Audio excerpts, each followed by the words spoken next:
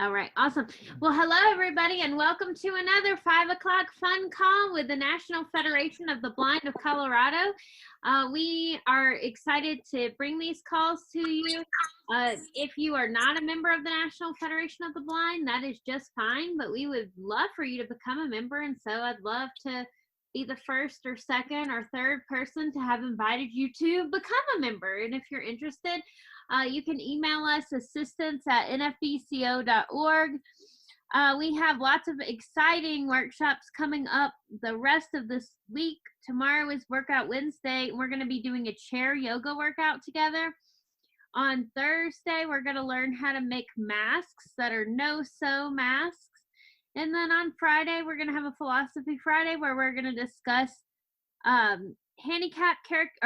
blindness, handicap, or characteristic. So it's going to be a fun rest of the week, and we invite you to join us. Tonight we have Jody Whithouse with us, and she is going to do an awesome session on trauma, and I can't wait. I'm going to turn it over to Maureen to see if she has anything else before we get going.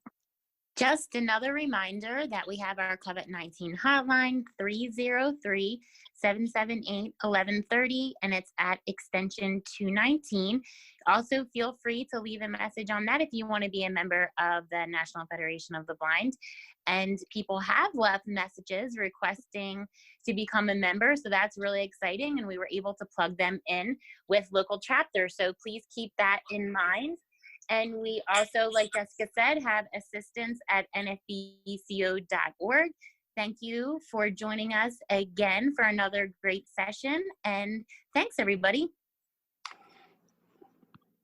I usually pop in right about now with a couple of quick announcements. First of all, I'm looking forward to this session as a person who had significant brain trauma at birth, and knowing that trauma happens in all kinds of different ways, through all kinds of events, in all kinds of situations. So I'll learn a lot, I know. I want to say to folks that Philosophy Friday, on Friday, as she says, we will be discussing blindness, handicap, or characteristics. That's one of the true seminal pieces of literature written by and performed by Dr. Kenneth Jernigan. It's available on NFB Newsline. If you go to the national channel, you can actually hear the speech on NFB Newsline. Also, you can find it on nfb.org. Just look at our speeches and publications. Blindness, handicap, or characteristic. And we'll have some special guests as well that we're lining up to folks that haven't been on some of these calls, and we're going to draft them in there to give us their take, as well as hear the take on this, the perspective of all of folks who join. The only other thing I would say is not only does this National Federation of the Blind of Colorado has these informative and networking sessions, there's all kinds of pop-up happy hours with our blind, visually impaired friends and colleagues. Tonight, for example, 7 o'clock Mountain Time, the Performing Arts Division is doing a songwriting session. Teach us how to write songs. That will be starring our good friend who just did her senior recital on Facebook and Zoom for Berkeley School of Music. So this should be a good session, and there are many, many more. So check all of those listings and sources that are out there on the internet. That's what I have, ladies and germs. All right. Well, Jody, thank you so much for being here, and we'll let you take it away. All right. So I want to start off by saying thanks, Jess. Thanks, Maureen. Thanks, Kevin. Kevin, the traumatic brain injury makes a lot more sense at this point. Jess and Maureen, you guys have high expectations for me, so I really hope I can uphold those. But today I'm going to talk about trauma and the pandemic, a little bit of background on me for everyone. I got my graduate degree, my master's in social work from Southern Illinois University, Carbondale in 2016. To date, as far as I'm aware, I am the only blind person that was admitted into the trauma fellowship that the college held for a couple of years. Since then, they've done suicide prevention fellowships, but it was all merit-based. So Along with that fellowship, we got a pretty great stipend. And I had to learn a lot about advocacy with DVR of Illinois, purely based on merit scholarship. So the trauma fellowship really taught me a lot, and I'm really excited to share it all with you today. I've done this presentation before, and the way that I usually break it up is I go through a couple of categories, and then I open it up for questions, do a couple more categories, and then finalize with more questions. But Maureen and Jess, if you guys want to do all the questions at the end, just let me know whenever I get to that point, okay? No, it's perfect. We can break it up. Just tell us when you're ready, and Kovacs will start telling you whose hands are up. And so you can raise your hand on Zoom by using *9 or Alt-Y or the more section. In the more section on the app. All right. Thank you, Jess. Thank you. Okay, so the beginning of the presentation, it's fairly simple. We have 3 different types of trauma. So we have what's called acute trauma, which is primarily just one pure incident. Something happens in your life that's traumatic to you, and within a few weeks to a month, it's over with. You don't have any symptoms, you don't have any problems, you just experience that one incident. So that's acute trauma. The next definition of trauma we have is chronic trauma. So the difference with chronic trauma from acute is this happens a lot more often. You know, if you think of a chronic illness, right, you have it for a prolonged period of time. So examples of chronic trauma would be something like domestic violence or periods of abuse that are ongoing. The last type of trauma would be complex trauma. So really that's what we're headed into right now with the pandemic. It's a lot of exposure to either one incidence of a natural disaster or multiple. So a lot of us that are on this call more than likely experienced or do remember 9/11. So now with 9/11 and the pandemic, we've all experienced complex trauma.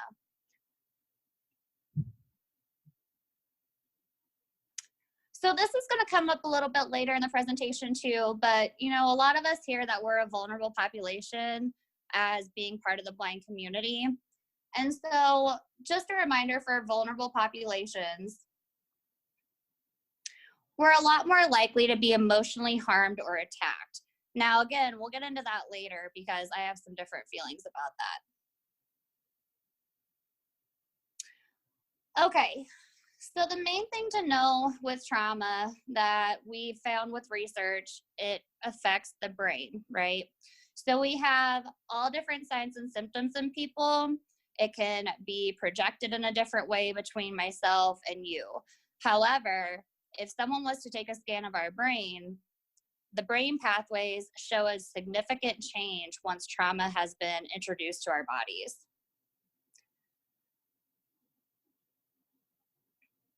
So those changes within our brain that researchers find, those are observable, they can be tracked, and they can be tracked even when the brain grows healthy again. So just because our brains experience that trauma originally, it doesn't mean that those grooves are going to stay that way. They can bounce back, they can regrow.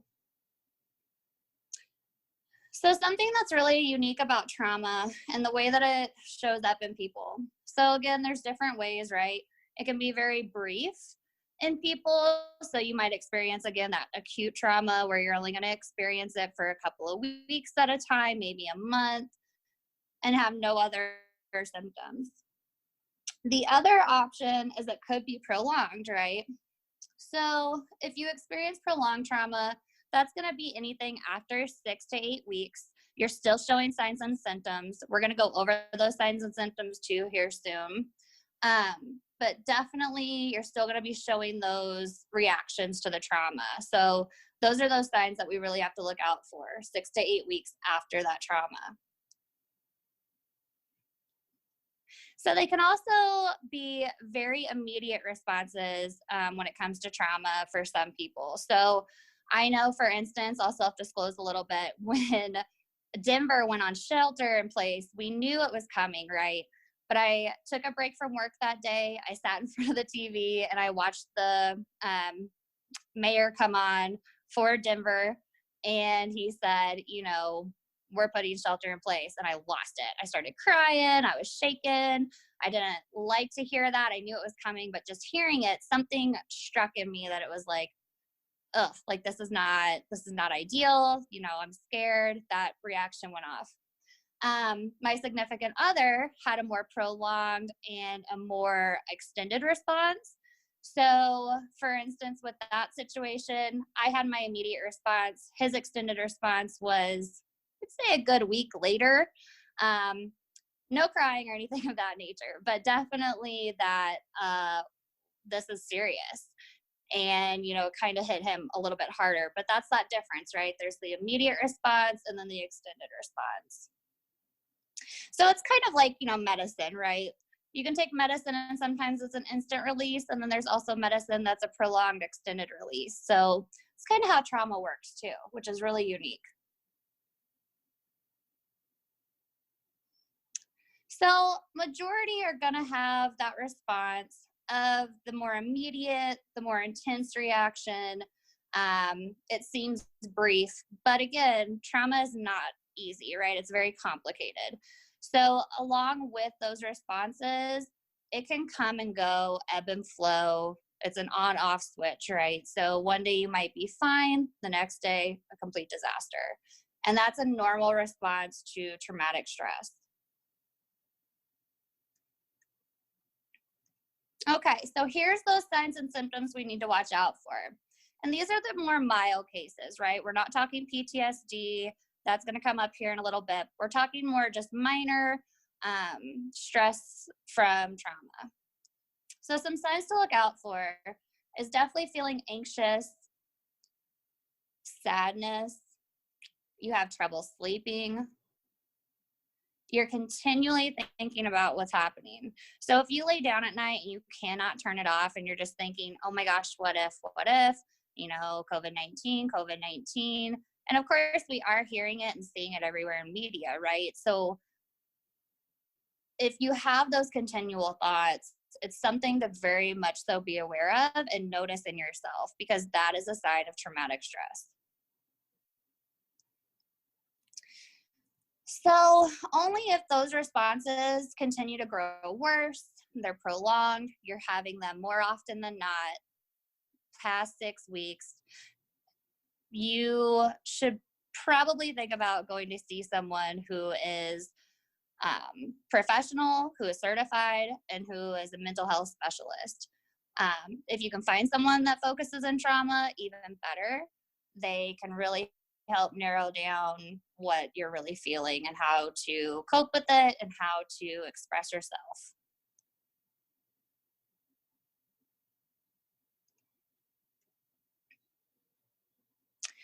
Okay, so now we're going to get into PTSD, which is the more severe type of trauma and the responses caused from trauma. So again, PTSD is going to fit into that prolonged period. If you're still experiencing the symptoms that we talk about with PTSD after 6 weeks, you definitely need to go see someone just to talk, just to figure it out, so that way you are taking care of yourself. So a lot of times when we think of PTSD, we think of our men in the military, our men and women in the military, right? So a lot of combat action, a lot of violence. What people don't understand is a pandemic, that natural disaster, fits in that complex trauma scenario, which also fits with PTSD. So at first, you think, okay, who's really going to be triggered by a pandemic? None of us have gone through it before. Well, that doesn't matter. You can still have a response, much like PTSD. If you think about it, we've been in this shelter in place now for 2.5, 3 weeks. I mean, I'm even losing count unless I look at the calendar. So there's a huge chance that a lot of people are going to see this as extremely traumatic to them and not just acute, not just chronic. The longer it goes on, the longer chance that we have to see more PTSD in people.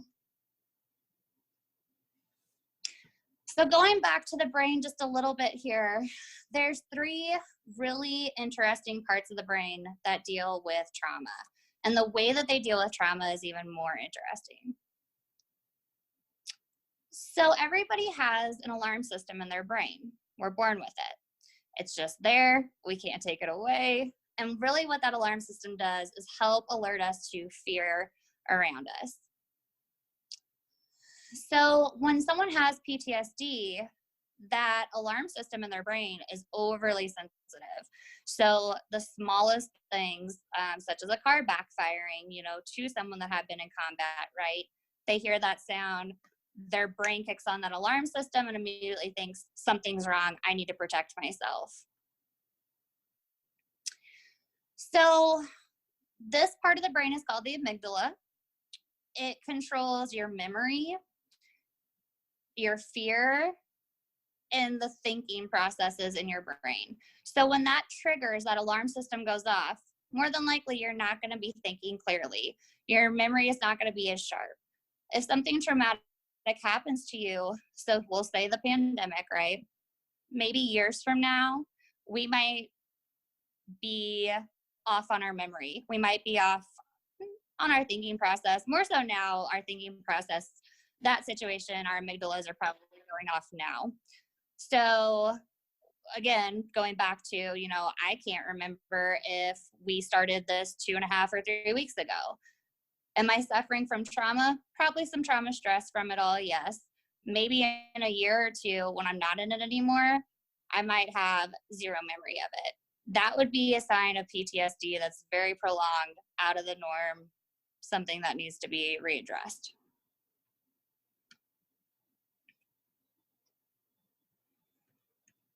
So the next part that we are born with in our brain is the brake system. So this is counterintuitive to our alarm system, right? So the prefrontal cortex is what we would consider our brake system. So the way I like to think of it is the amygdala, which I was first talking about, is our gas pedal, and then our prefrontal cortex is our brake pedal.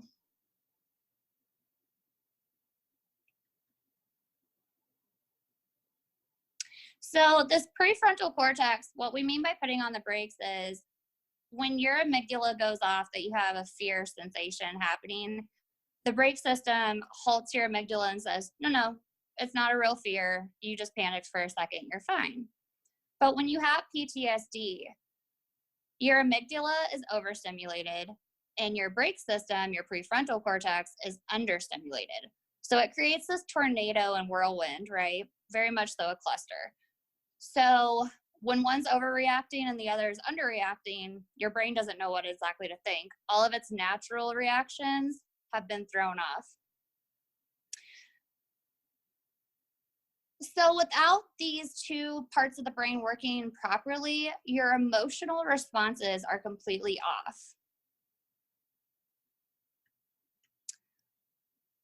If you do have PTSD, those 2 parts of the brain, like I said, are going to be overreactive and underreactive, and it's going to be completely discombobulated, and your brain can't truly help you decipher what you should be fearful of and what you should not be fearful of, excuse me. All right, so the last part of the brain we're going to talk about is the hippocampus. And so for all you techies out there, the best analogy for a hippocampus is it's kind of like your computer's hard drive. If something happens to it and you save a file, something happens to your hard drive, the coding's going to be off and it's not going to give you the whole document as it was, right? There's going to be errors. It might not even open at all. So when your hippocampus is suffering with PTSD, you're going to overthink everything. And that causes your memory, again, to also fall short. So when you're constantly overthinking, you're going over every detail. If those details aren't there because you are under an extreme amount of stress, you're not going to be able to compute those back into an actual scenario. So those are the 3 main parts of the brain that can really be affected by trauma.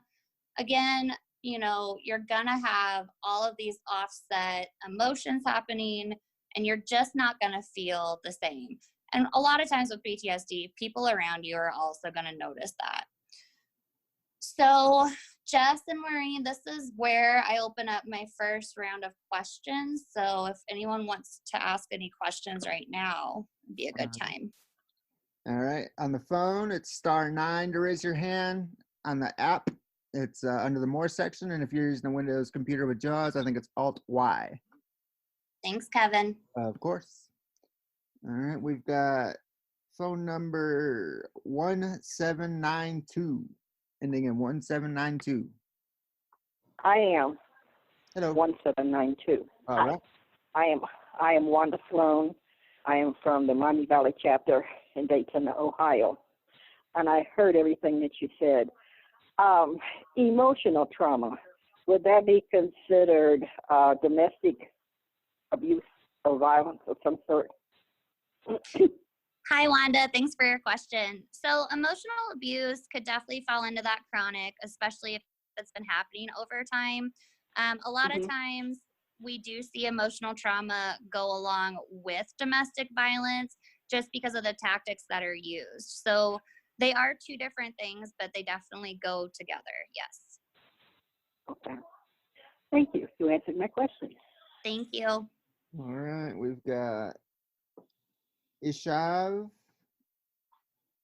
ISHAV.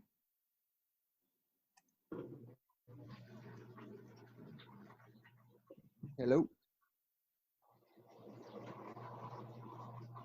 All right. Then phone number 1789. Hi, this is Jackie from Williamsburg, Virginia. How you doing? Jackie. Hi, Jackie. Hi. My question is, how do you test for trauma, or is there a test? That's a great question. Symptoms, but is there a physical or a medical test? Awesome question, Jackie. So yes, they're more along the lines of assessments. So we have a couple of different categories. Today, I should have specified too, we are talking about adult trauma. There is childhood and transitional trauma as well. And so with childhood trauma, you're more than likely going to see the ACEs assessment, that's ACE. And those are questions, I think it's 10 or 15 questions, it's not very long. And it's a rating scale that you answer those questions. If you experience something in childhood, you mark the sheet, and then it gives you a test result. So that's one assessment that's very well known for childhood trauma. And again, with transitional and adult, there's also assessments. Those are going to be a lot longer, more so because usually adults have, I think the average is something like 3 to 5 times in their life they've experienced some sort of trauma. So medical tests, there's not drawing blood or anything like that, but you can do MRIs to check those brain grooves in your head. And then also those assessments that really show where you're at in your life currently. All right. And then we have Kiram C. Call. Oh, cool. I'm unmuted. Yes, you pronounced it correctly. It's Kira. Okay. Can you hear me? Yep. Yep. Awesome. And I'm in Chicago, Illinois. Hey, I'm originally from Illinois. Oh, sweet. Well, my question is, I kind of got to thinking about one of the other questions that was asked. So what kind of assessments are there for adult trauma? And also, how do you find a trauma-informed therapist? Like, I have a therapist, but how do I know if she's trauma-informed? Right. So back to the assessments, those are mostly going to be just questionnaires, survey type assessments. And, unfortunately, a lot of times, and especially I can speak for Illinois, they weren't always accessible. So that's something, a lot of times if you do have a therapist, if you get a hold of those assessments, you can fill it out with your therapist. The best way to find out who is trauma informed, that is the correct term, really start with your therapist. Find out if they are, if they have those credentials, if they have the background. If they don't, they can always resource you out to someone that can help with trauma. All right, we have somebody just iPhone. I think that might be me. That's you, yep. Hi, I'm Megan from Las Vegas, Nevada. I was curious, can somebody get trauma from like a medical event such as a seizure? Thank you for your question, Megan. So just to repeat to make sure I heard you correctly, you said, can someone get trauma from having a medical issue such as a fever? A seizure. Seizure. A seizure. Thank you. I wanted to make sure I had that correct. Yeah. So my short answer is yes, purely based on the fact that trauma can be different for everyone, and the way that someone affects, or the stress affects them rather, that can cause trauma. So medical issues, very much so. For instance, even someone who was born sighted, losing their sight, that can be a traumatic event to them. Seizure, depending on if it was traumatic to the person, most definitely it could, yes. We have Chelsea Cook. And Chelsea, you can unmute yours. There you go. Can you hear me? Yep. Yes. Hi, Okay, Chelsea. Hi. I'm probably very close to you guys. I'm in Inglewood. Let me get my brain together. My brain is not together right now. I have a lot of tips and tricks, and I'm attempting to use all of them, sometimes more successfully than others. But I didn't know if you had any personal tips about getting triggered from the pandemic, for past trauma, and then also just like I was fine until last week, and then quarantine is getting very hard and very real, and social distancing is difficult for someone who, let's just say, social isolation is generally not good. Right. Thank you for your question. So, I'm going to talk more about coping skills and what we can do at the end of the presentation. But I want to ask you to share some of those with us at the end of the presentation if I don't talk about what you've already been doing. Does that sound good? Excellent. All right. And that was the last question there. Okay. Oh, wait, no. One more? Yeah, let's see if he did. Is Shav, are you there? Yes, this is Laura. Yeah, hey, Laura. Hi. Question: what has been learned and put out forth from the previous meeting, like the major one, like being 9/11? Those who did live, what did they learn about it in terms of coping and moving that into coping with today's ongoing, social isolating and whatnot? What has been learned, and how is that? Do you know anything that's going to be used from that to helping those cope that have had experienced trauma from this event? What a great question. So I know previously with 9/11, a lot of researchers learned that, media had a lot of transference trauma. So a lot of us weren't in New York when it happened, right? But we saw it on TV, we heard it on TV, and those things kept replaying. I know for me, I was 11 years old. I saw it on the TV, and I saw very traumatic images.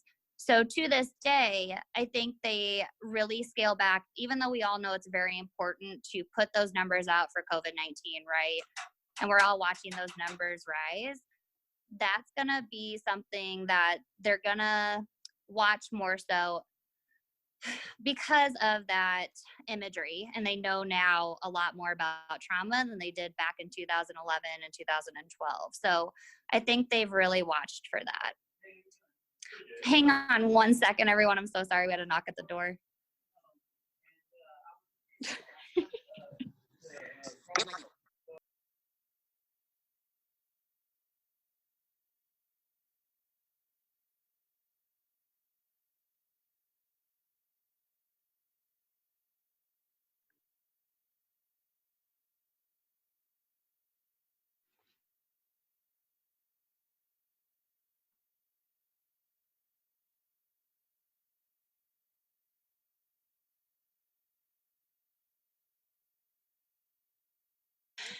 You cannot make this up. We have construction happening in our building through all of this, and someone just came by with a checklist. So I wanted to mute it so not everyone had to listen to it. Well, I was just going to take advantage of the dead air, Jody, and thank you for doing this and saying, and now a word from our sponsors, but I didn't get quite in fast enough. Oh, sorry, thank you for doing Scott. this, and welcome to everybody on the call. And I'm going to be very, very interested in your coping techniques, because I think, you know, when you go through something like this, it sneaks up on you at times when you don't expect it. Exactly. I agree, Scott. All right. And that was all of the questions, Jody. Okay, so going forward, we're going to notice those signs in people and if they need help, right? All right, so if you notice these signs in other people or yourself, it's a very good indicator that you need to seek out that extra trauma-informed therapy. And I don't want to discredit other therapists by any means. Definitely go talk to someone in the meantime if you're trying to find a trauma-informed therapist. So the signs you really need to look out for, we already talked about anxiety, but if we're talking extreme anxiety, that chronic anxiety, that's a sign of PTSD.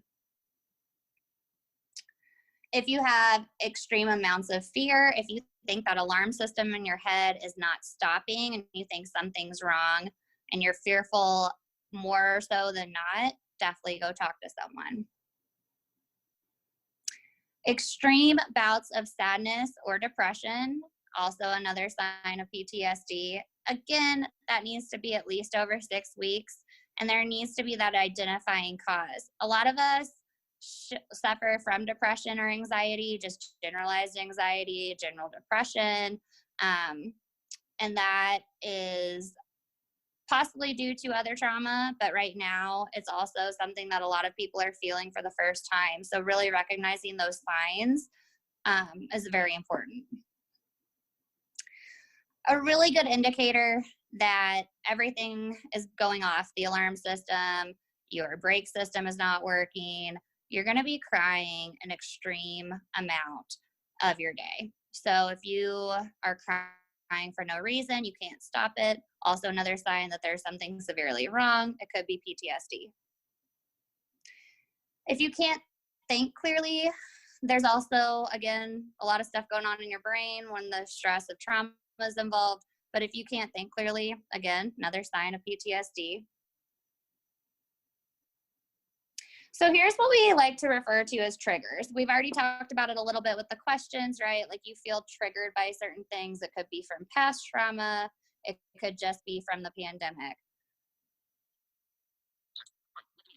So if you're experiencing these triggers, what you're going to notice more so than not is you're going to have a lot of frightening thoughts, a lot of consistent frightening thoughts, right? You're going to have a lot of flashbacks, a lot of imagery that can go with it, a lot of sounds that can trigger you, even smell. So smell is a really big one for a lot of people that goes more so underlying than what people think.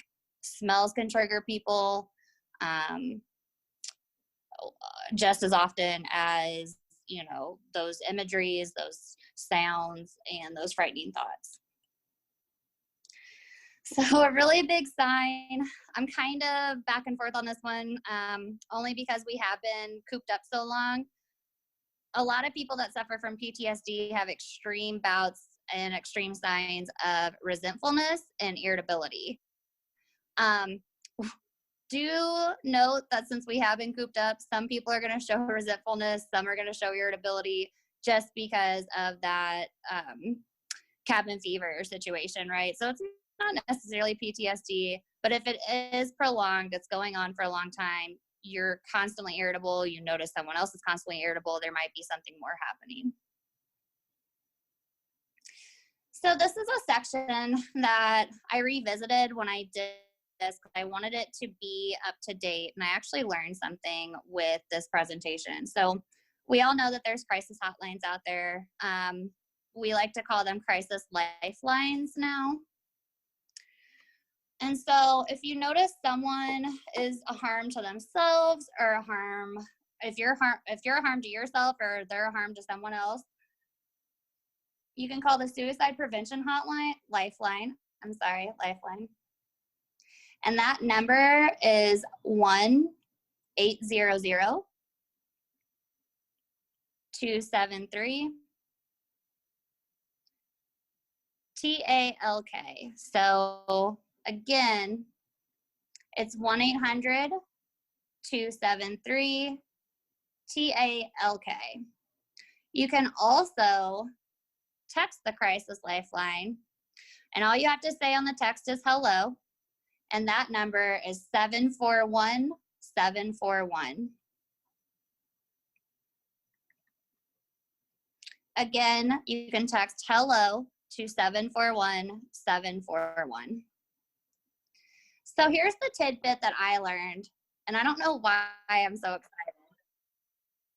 Probably because I did learn it, and I always like to learn things. But you can go to any type of social media, Twitter, Instagram, Facebook, whatever your poison, right?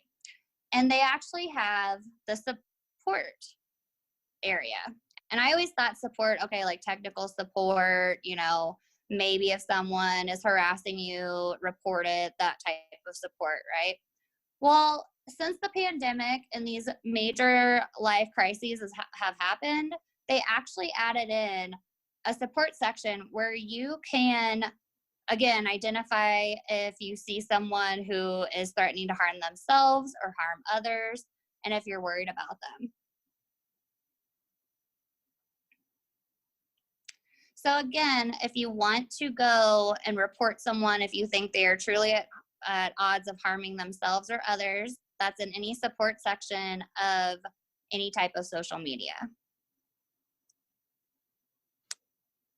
Okay, so next we're going to talk about resilience. I personally love resilience with the discussion of trauma because we're all capable of doing it. None of us are born with it. It's not a characteristic we have. It's like building a muscle. So how do you build muscles? Go to the gym, you work out, you practice, right? So resiliency is just that. So the main thing with resiliency is it's a way for people to not succumb to adversity.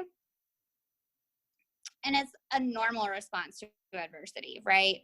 So if you continuously practice resilience, the pandemic isn't going to be that big of a deal. You're building one more muscle. You're using one more tool in your toolbox, right? It does take time to learn, but right now a lot of us have some extra time. So I feel like we can all really put our efforts in there to learn how to build resilience. So really, the main definition of resiliency is just being able to bounce back after a traumatic event. So a lot of us bounce back from 9/11. We saw the world change a lot, right? We all know if we travel through the airport, TSA has never been the same.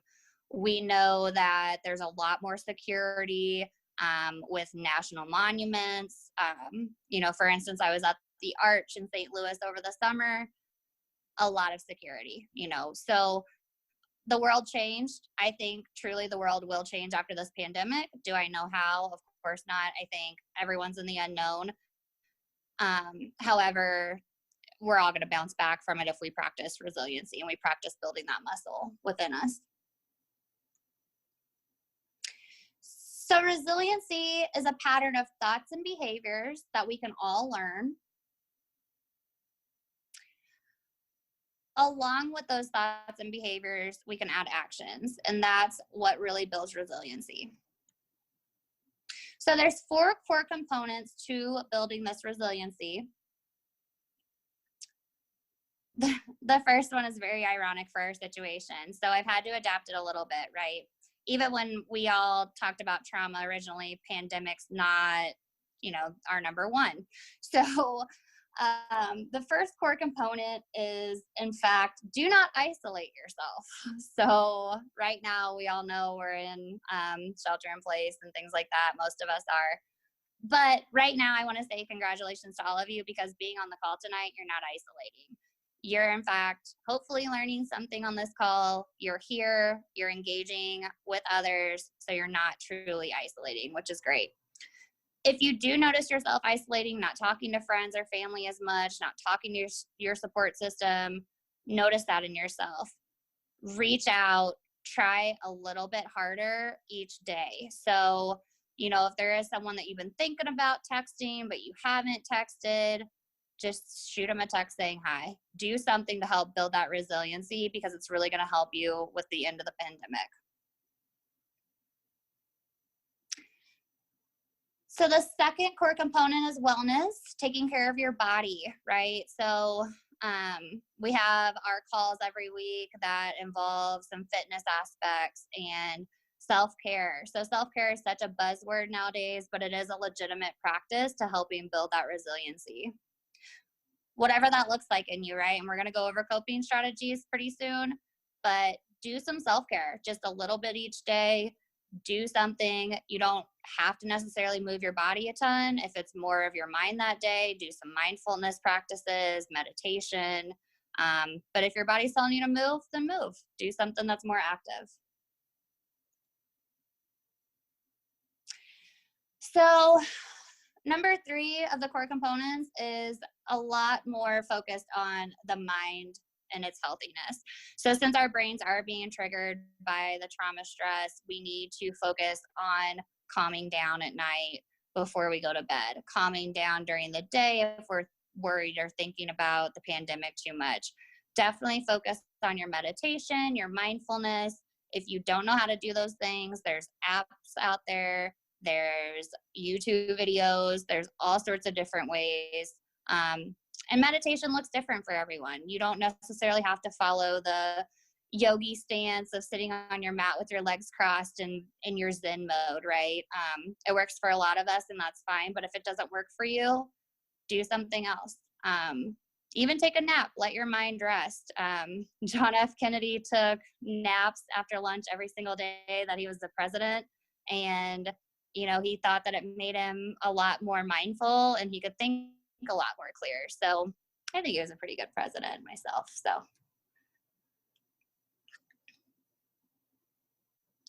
the last component would be volunteering and helping others. So we know that the NFB of Colorado has started our volunteer system. It's helping all of us out when we need it. That's a huge core component to building resiliency. If you can focus on helping someone else around you, you are already processing something more positive, and you're not focusing on what's happening around you. So even though you're taking action on those things that are happening around you, you're not putting it to a negative stance in your mind. So it's super important to ask yourself those questions that are easy to tackle. So it's not, what am I supposed to do right now? It's more so, what can I do right now? Break it down into smaller pieces. We all know that shelter in place, we can't go out to our favorite restaurant, to our favorite bar, to our friend's house to socialize. What can we do? We can go on walks, weather permitted, because Colorado likes to snow. We can talk to our friends on the phone. We can talk to our families on the phone, Zoom, email, Facebook, Instagram. I can go on and on. You all know them. Think about what you can do, not what you can't. Try to keep it as positive as possible. Really focus on you, work on you, pick up a hobby that you long lost, forgot about when your life was so busy. Really focus on those things, again, that you can do. I know we've heard a lot about after natural disasters, a lot of people are saying, we're never going to be the same. The social distancing is going to change us completely. It's going to be a complete whirlwind from what we know. So research actually shows that after natural disasters, people actually attach to one another in a closer manner, and they report better relationships. So Is there a possibility that it'll take us all a little while to get used to being around people again? Probably. But in the long run, this could actually bring us all closer together. I know a lot of times people are upset about being cooped up in the house, but they have reported that they're getting to spend more quality time with their kids or their pets or whatever makes them truly connect with others. Okay, so back to the vulnerability piece. If anyone is feeling vulnerable, if you know of anyone that's feeling vulnerable, you definitely want to build that self-worth in you. And of course, that's going to look different within everyone. But you really want to find that core component that works for you. So that way that self-worth is building, that resiliency is building. We can combat those PTSD symptoms. We can combat the complex trauma.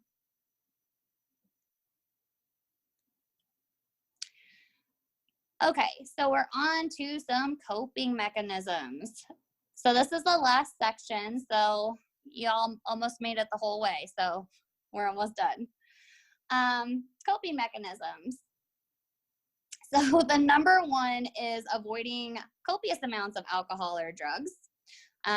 We're all aware that Denver originally shut down the liquor stores and dispensaries. And then once the media had seen that people were lining up around the block and not social distancing, they counteracted that recommendation and they reopened liquor stores and dispensaries. So here in Colorado, even though we know it's available, if you notice yourself drinking more, if you notice someone else drinking more, maybe try and talk to them about it. You know, try to do it in a most delicate way, but really noticing those signs. We don't want a lot of copious amounts of alcohol or drugs. With that being said, though, too, some people do like to have a glass of wine at night or, you know, something to really help calm them down. So as long as it's not an extreme amount, that can also be seen as a positive coping mechanism as well. So we all know that one big thing is support systems, whether that's friends or family, a combination of both. However you find support, definitely make that time for them. Again, help build your resiliency, reach out. Although we can't be in the same room as a lot of our loved ones, you can make your own traditions with who you are with, whether that be roommates. You know, if you're by yourself, I urge you to continuously reach out to those if you're feeling lonely, because you definitely need to lean on others right now. You need to have support of some sort. You cannot do it on your own. None of us can. So this is always repetitive, but it is extremely important. Keeping that schedule, right? Eating meals at the same time in the day, sleeping, going to bed, waking up at the same times every day, keeping some sort of routine, whatever that looks like for you. You know, I have a guide dog. She definitely keeps me on a routine of going outside 4 times a day. And so, you know, as long as it's not freezing cold, I really look forward to that because it's getting me up and moving. She's getting exercise and we're getting some fresh air in our lives, which is really, really helpful right now. So keep those routines, whatever that looks like for you. Personally, self-disclosure, I really enjoy cooking and baking, especially when I'm stressed out. The only problem right now is I usually give all of the baked goods away because I don't want them in my house. I'll eat them. And right now I can't give those away. So right now it's mainly cooking, not a lot of baking, purely on the basis of I don't want to be 600 pounds when this is over. So that's my coping. Some other coping mechanisms for people that previously stated this during the first presentation was human touch. They really coped with this better from having hugs from their kids, having hugs from their wife, etc. So whatever that looks like for you, again, if human touch is something that you have access to and everybody is consensual, go ahead and use human touch as a coping mechanism and just recognize that as coping. Nature, always a great coping mechanism. I know a gentleman at the first presentation said he went up to the mountains and sat by the stream for a while and just listened to the water run. You know, right now, even downtown Denver, it's extremely quiet. We don't have a lot of traffic. So just listening to the different sounds that you normally won't hear with all the hustle and bustle is nice. If that's sitting out in your backyard and listening to birds, whatever type of nature interaction you can have, and you're social distancing and you're safe and you feel safe, do it. Nature is always just that natural coping mechanism for a lot of people. So just remember too that the pandemic, even though it feels like it sometimes, it's not going to be forever. And just always tell yourself, if you're really stuck on a bad thought or you can't cope that day, this too shall pass. And that's my presentation. Questions? All right. Awesome. Thank you so much, Jody. Do we have any questions?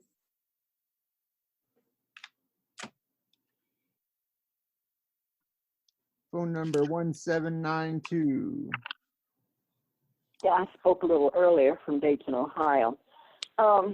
My question is that if you have a stalking and harassment type abusive situation that's ongoing all the time, and it's all I can do to maintain some sanity. I mean, I protect myself, and I protect myself well. The problem is that because of me being blind, and I don't have a way, they want pictures, police want pictures. How am I supposed to take a picture? And that's the issue. I don't have any way of taking a picture. I don't know how to work the camera. And they don't want to believe me, so therefore they don't really want to do as much as I think they can do. And it's really frustrating when you know there's help out there, but they can't help and don't really want to help because you can't provide them what they want. Everything is circumstantial to them. And at one time, circumstance did work, but it don't work anymore unless they got a picture. And I don't know what I can do. Right. So unfortunately, your story is heard around the nation quite a bit. We do run into that a lot where the laws aren't set up for blind people in an accessible manner. What you can do, though, if this is an ongoing situation, instead of going straight to the police, you can also reach out to women's rights. You know, whether that be originally linking up with someone at a shelter, you know, it's not necessarily that you're being physically abused, but they can also help with those types of things. And then they can also reach out to women's rights lawyers and domestic abuse lawyers and things like that. So those are some resources that you can look into other than police. But unfortunately, a lot of times, a lot of times, you know, we do run into those problems, not necessarily just as women, but as blind women. And, you know, I'm really sorry that you're going through that, but definitely look into some other resources if the police aren't helping with that. So I also would suggest go to your NFB leadership in Ohio. President Payne is a great guy out of Cleveland. And I understand that he's not a woman, but he certainly can point you to folks in the affiliate. One of the ways we counteract, I think, some of this prolonged drama is through our Federation family. And of course, I'm going to say that as a National Federation of the Blind activist, but I just urge people, don't forget your family, and we're your family. And I know people are traumatized and stressed by worrying about, will they meet the bills? Well, I'm going to tell you what, I'm a little worried about, some people think I'm pretty well off. My wife and I are pretty worried about meeting some bills as well that are pretty crucial to our company. You know what? I am absolutely not worried about it. I am absolutely not going to let myself be traumatized and depressed. I'm not going to do it. I didn't cause this. You didn't cause it. And we're all just going to hang together. And I really appreciate this presentation very, very much. Thank you, Kevin. And it sounds like you've already really built some resiliency from childhood. Is that right? And Jessica and Mark Maurer and Mark Riccobono and the center and all those people. But yeah, resiliency is a big part of, I think, what Maureen teaches and some of the role modeling and wellness kind of stuff she does, including our Workout Wednesday. So yeah. Thanks, Kevin.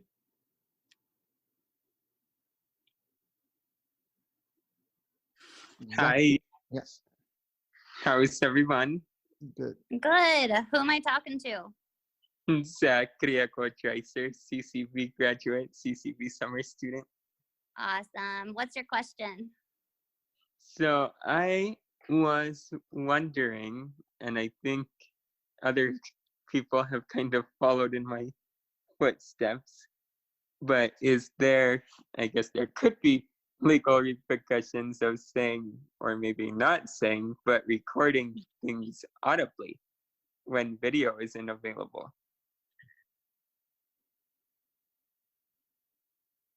I'm sorry, you cut out. What was the question? You can probably thank Daniel for that. I'll turn my speech off. Do you suggest audio recording is okay when like video is not necessarily going to be seeable or viewable and things like that? In regards to what? I think he's talking about when, in that lady's last question, that when she can't. Mm-hmm. I mean, most definitely it could. I think she did mention that she had difficulty managing a camera or working a camera, so that could come into play too. Other people that do know how to use those devices better can always help as well. But it is a very hard situation, so it's hard to say. But sorry, I misunderstood. Thank you for your question, Zach. And Kiram? Yes. So I want to go back to you were talking about lifelines earlier. Mm-hmm. Yes. Formerly the crisis hotline and all that stuff. Mm-hmm. Where do you stand on warm lines? Basically, numbers that people can call or text when they're stressed, but they're not in a crisis. Right. So more like telework therapy. Even before the pandemic, that was gaining more it was gaining more of a popular feel among people. It gave people a sense of privacy, right? Because you're not sitting there in front of a therapist, another human being, pouring your heart out. And they found that a lot of people are more honest through messaging or typing out a scenario that's happening with them rather than just speaking it out loud. And a lot of times too, that's because they can go back and edit it, they can change things, and they can really look and see what they were talking about.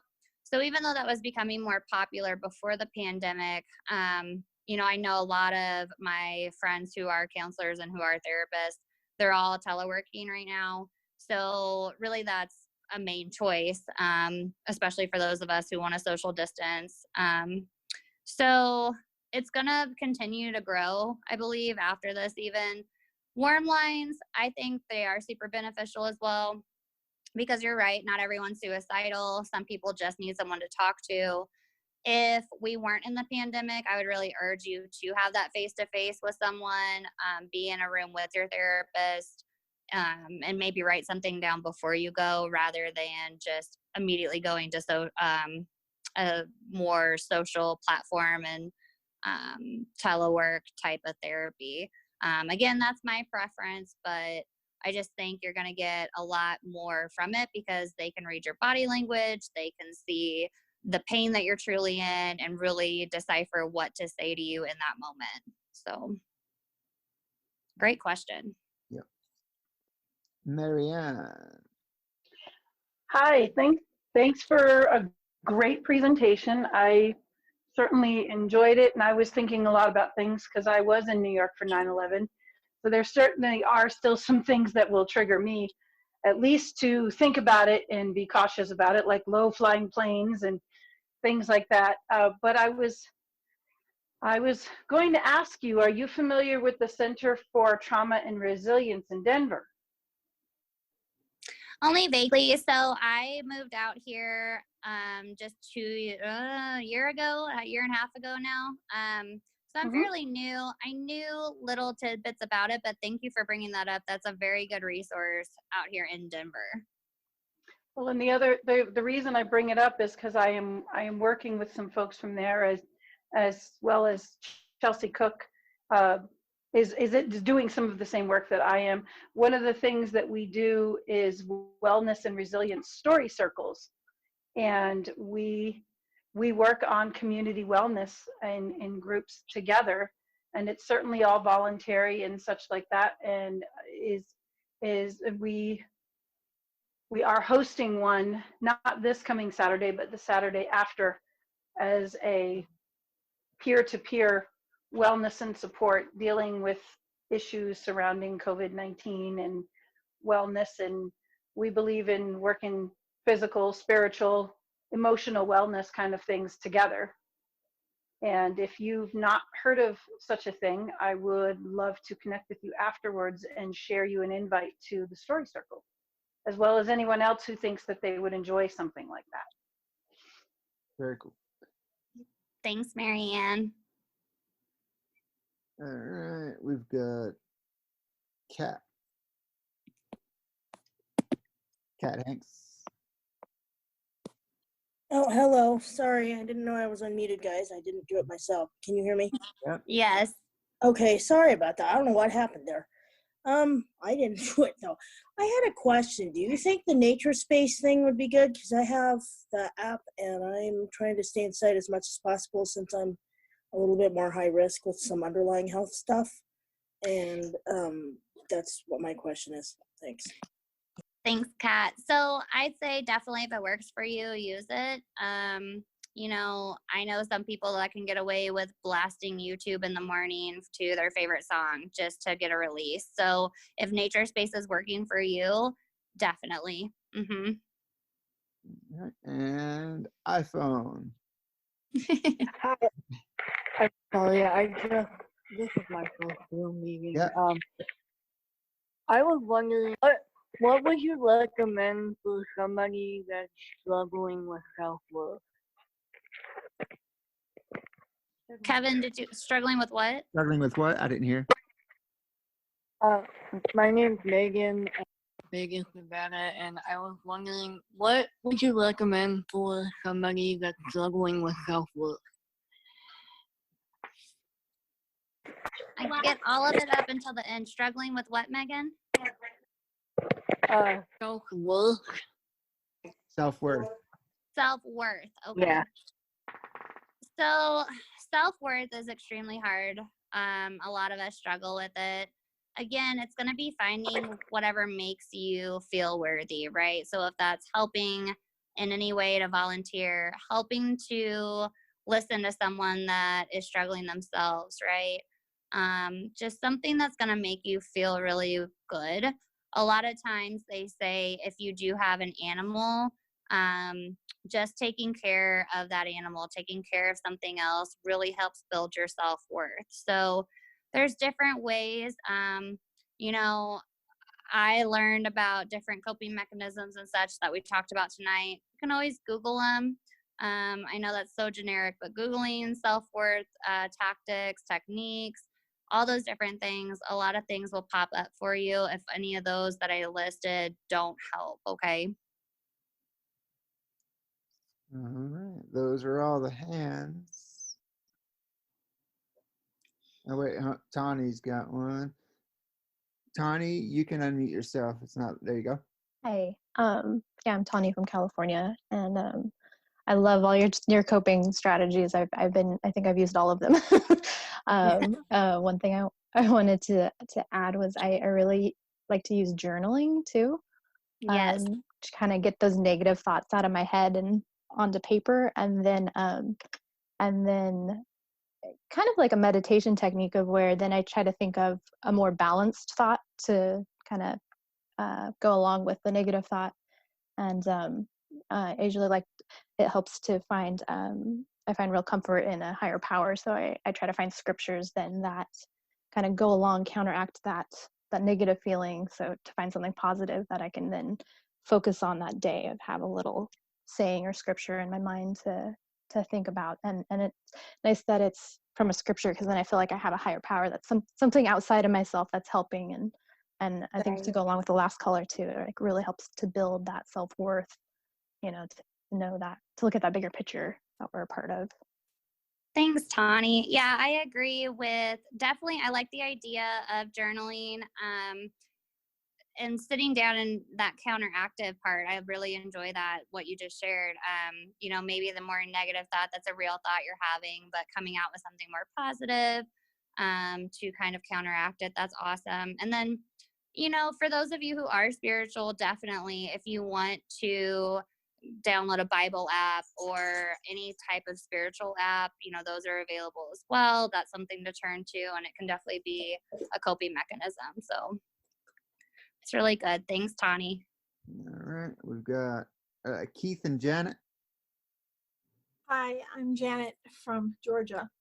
Hi, Janet. Hi, how are you? I'm really enjoying the program, and thank you for this good counsel. Thanks for being here. Something everybody needs. I was going to say that I started to lose my sight when I was 9 years old, and my baby sister was born when I was 9. Okay. So the doctors told my parents I was just jealous and having a new baby in the house, and I was lying and pretending I couldn't see. Oh, wow. Okay. So I was actually in high school, and I got through all my years with my memory, failing written tests, but passing every oral test I participated in. So we found a doctor in New York, Eleanor Fay, and if any of you know her, she was head of Lighthouse for the Blind. She just died at 92 in January, and Dr. Fay said to me at 16, how did you not go crazy with 6 years of people telling you that you were lying and you really could see? And Tawny just sparked what I thought, because I told Dr. Fay that I had a strong faith in God, even as a child, and that I believed Isaiah 35, 5 and 6 says God is going to restore eyesight to the blind when his kingdom comes on earth as it is in heaven. And I said, that faith, I knew God knew I wasn't lying, and I knew I knew I wasn't lying. So that kept me going. And Dr. Fay wrote in the Journal of American Medicine that this little child's faith kept her sanity. And, it's amazing. It's just amazing what scriptures, and like you said, you can download a Bible app. It's amazing what it can do for someone. Awesome. Thanks for sharing. And too, what she was just speaking of, that's gaslighting behavior from people, just insinuating that she couldn't see, or she could see when she couldn't, rather. It's a very gaslighting behavior, and that falls into the emotional abuse, which can also lead into trauma. So that can be very traumatic for people. So thank you for sharing. Eileen. Eileen. Hi. Hey, Jody. Thank you so much. It's so informative. But I just wanted to mention really quickly, besides thank you, is that there is an app called Faith by Hearing, and it is totally accessible, and it can come in just about any language you can think of, and it's free. Awesome. And you said faith, like FAITH, by hearing? Yes. Awesome. And they also, if you know anybody that is in the military, they will send them a free flash drive with whatever Bible they need as well. So it's okay, great. It's a great ministry, and it's very accessible. Thank you, Eileen. Of course. All right, and then we've got Kiram again. Yes, I was just listening to. Well, first of all, thank you for the presentation. I know I haven't said that yet. This has been a really good discussion. But I wanted to just chime in here, hearing a few comments about struggling with self-worth and things like that. I don't know, are you familiar with the Shine app? I am not. Well, I'm sure if you typed it into the App Store, it's just spelled normally, SHINE. And it's basically an app that does check-in. You can do check-ins every day. So you can either check in with your gratitude or how you're feeling. And it will also give you articles on, Monday through Friday. It'll give you an article every day, Monday through Friday, and an audio meditation that's related to that particular article, that particular theme that day. I would totally recommend it. It's accessible. You can, anyway, I would recommend it. I've been using it for 2 years. I think it'll be 2 years this summer. And it's really helped me a lot as far as making some of those resiliency skills that you've talked about a routine. So I wanted to chime in and recommend that. Thank you. That's awesome. Yeah, I had not heard about that. So another self-disclosure, one of my coping mechanisms is after 5 p.m. usually, and after our NFB calls, I'm done with technology for the day, and I separate, I turn off, disconnect, whatever you want to call it. So I will wholeheartedly admit I don't use a lot of the apps, so I love that you guys are sharing these because I don't know about them. So thank you. All right. That's all of the hands. All right. All right. Thank you so much, Jody. Well, Thanks, guys. Keith and Janet came back. Oh. There you go. Oh, hi again. Since everybody was talking about apps, I was going to say that there's an app that's in 683 languages, and it's got videos on it for children and teenagers and adults and feature films and movies and music, and I can't even go on and on about the app because even the publications can go into audio content in a second in all those languages with a drop-down menu. But for children, I saw one of the videos was beating a bully without your fists. And then there was a video going from sad to glad for just preschool children going through difficulties emotionally. But some of the teenage videos were about social media and finding good friends. And the videos on it are just beautiful. The library has a Bible in 150 something languages. It's JW Library is the Bible, is the app, but it's a free app, no tracking, and it's just a free app with everything on it. So it's got something for everybody. And you said that's JW? JW Library, and it's on I the like Apple it. Store. And it has my initials. Oh, really? Yeah, Jody, right?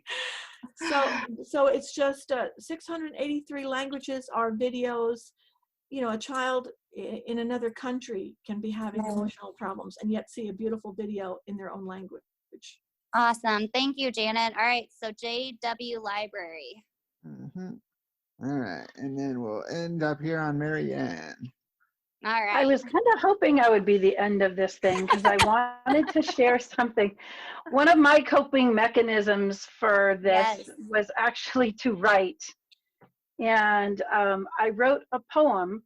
I put it up on my Facebook today and whatever, but I kind of thought that, this being trauma and resilience and going past things, that if you guys would like it, I would be happy to share a quick little minute or so of poetry that I came up with, it's called Virus, but it is not about coronavirus. Something else entirely, which it might be worth sharing. All right. It says, I am not coronavirus. I am a virus just the same. Please let me introduce myself. I am happy to explain. I am the laughter of little children and the sound of happy feet. Listen closely while they play, for their voices strong and sweet. I am the tickle of good champagne as it bubbles near your nose, and the coziness of cocoa as it warms you to your toes. The summer scent of hot dogs and burgers on the grill. The coconut tanning lotion on the beaches where you chill. The multi-layered taste of a chocolate-covered berry. The cool and creamy richness of ice cream from your favorite dairy. Vibrant colors of a rainbow. And the brilliance of the stars Sun glow and moon glow create beauty where you are. The strong and loving arms closing you in an embrace. The touch of a newborn baby's skin and God's amazing grace. I am a loving, joyful virus. Corona's not my name. Take the time to know me well, then spread me in every way. Because spreading love and joy gives you the ultimate power to make the world a better place for all in this timely hour. That's how I deal with the virus. Thanks, Marianne. All right. All right. Well, thanks everybody, and have a great night. Thanks again, Jody. Thanks, guys. Thanks so much. Everybody have a great evening. Thank you. You too, Kevin. Thanks. Thank you so much for everything. Homework. Bye, everybody. Yeah.